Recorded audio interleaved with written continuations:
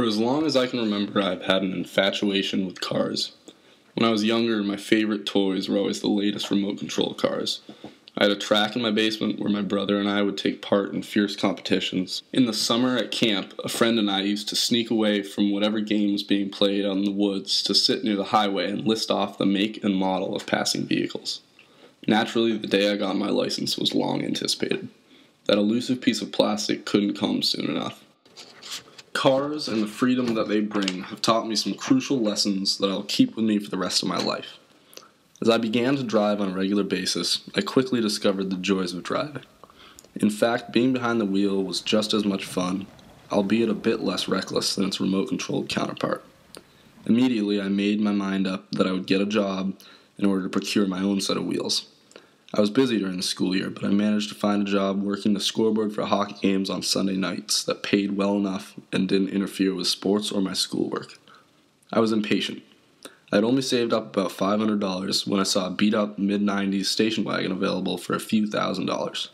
Without hesitation, I emailed the seller and set up a test drive. When I took it out for a spin, I was pleased, and I decided that it would be a good, reliable car.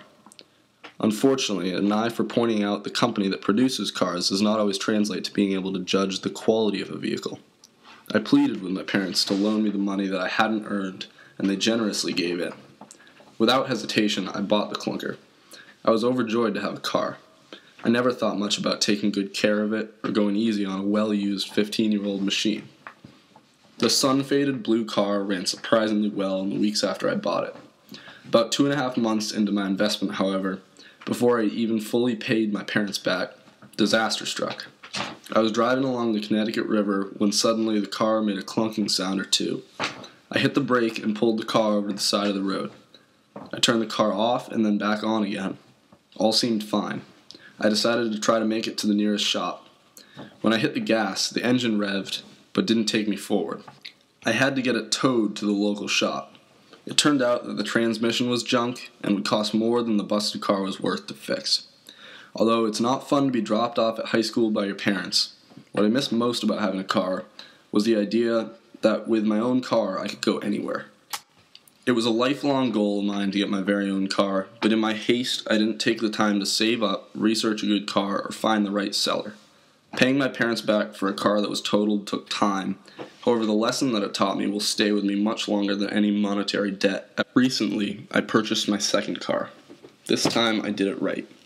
Once I had put in the work and saved up some cash, I spent time looking for the right car. I did not pick the very first one I saw. Instead, I negotiated and shopped around until I found the perfect ride.